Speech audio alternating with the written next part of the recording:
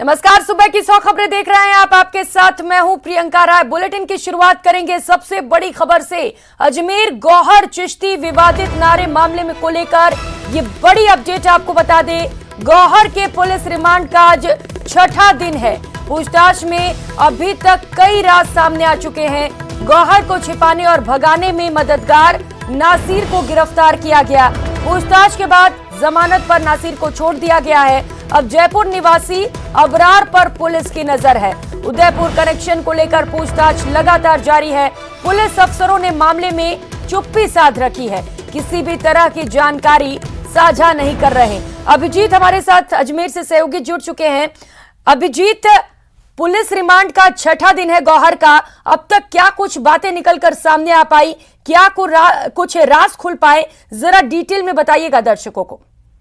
देखिए प्रियंका, आज गौहर चिश्ती के रिमांड का छठा दिन है। 22 जुलाई तक वो पुलिस की कस्टडी में है और इन 6 दिनों में अब पुलिस ज्यादा कुछ बड़ा खुलासा गौहर चिश्ती से अनुसंधान में नहीं करा पाई है, लेकिन मोटे तौर पर 3-4 बातें जो अभी तक गौहर चिश्ती से पूछताछ में निकल के सामने आई है, उसमें सबसे बड़ी बात यह है कि गौहर चिश्ती को अजमेर से हैदराबाद तक की फरारी में उसके लोकल कॉन्टेस्ट के साथ साथ जयपुर के उसके जो साथी हैं वो सम्मिलित रहे हैं, जिसमें नासिर नाम के एक युवक को पुलिस ने कल गिरफ्तार किया था और लंबी पूछताछ के बाद देर शाम उसको जमानत पर रिहा कर दिया है। अब पुलिस की नजर जो है वो जयपुर निवासी अबरार पर है, जिसने 2 दिन तक 28 जून से 30 जून तक गौहर चिश्ती को जयपुर में अपने घर पर शरण दी थी। पुलिस अब उससे पूछताछ करेगी। हालांकि इस पूरे मामले में आश्चर्यजनक रूप से अब पुलिस के जो आला अफसर हैं वो चुप्पी साधे हुए हैं, किसी तरह की कोई जानकारी साझा नहीं कर रहे हैं। लेकिन सूत्र हमें लगातार जो जानकारी दे रहे हैं उसके मुताबिक उदयपुर कनेक्शन को लेकर पुलिस की पड़ताल लगातार जारी है। अभी भी पुलिस को गौहर चिश्ती के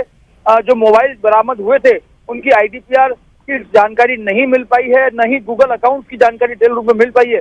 लेकिन इस बीच में जो दूसरी एजेंसीज हैं वो भी लगातार गौहर चिश्ती से अनुसंधान कर रही हैं। सूचना ये भी मिल रही है कि कल देर रात को एटीएस और एसआईटी जो कन्हैयालाल साहू हत्याकांड में राज्य सरकार की ओर से गठित की गई थी जी, उसकी टीम ने भी गौहर चिश्ती से प्रारंभिक पूछताछ की है। और अब 22 जुलाई को जब गौहर चिश्ती का रिमांड पूरा होगा उसके बाद पुलिस उसका और अतिरिक्त रिमांड लेती है या उसको जुडिशियल कस्टडी में भेजती है। उसके बाद तय होगा किस तरीके से एनआईए, जिसने एक आउटलाइन मैप तैयार किया हुआ है गौहर चिश्ती से पूछताछ का, वो किस तरीके से गौहर चिश्ती से आगे पूछताछ करती है। लेकिन फिलहाल गौहर चिश्ती के उदयपुर कनेक्शन को लेकर पुलिस की माथापच्ची लगातार जारी है। पुलिस को अभी भी कोई ठोस कॉन्क्रीट एविडेंस ऐसा नहीं मिला है जो उसके उदयपुर कनेक्शन को एस्टेब्लिश करता हो। इस सबके बीच में गौहर चिश्ती से पूछताछ में ये भी सामने आया है कि पुलिस ने जब उससे जो कन्हैयालाल साहू हत्याकांड के मुख्य आरोपी थे गौस मोहम्मद और रियाज अत्तारी, इनके बारे में जितने भी सवाल पूछे हैं गौहर चिश्ती ने उनसे इनकार किया है। किसी तरह की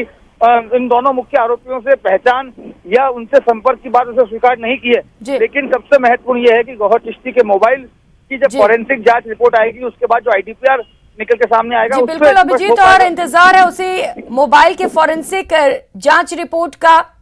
लगातार उस पर भी नजर बना रखेंगे। बहुत शुक्रिया आपका तमाम जानकारियों के लिए।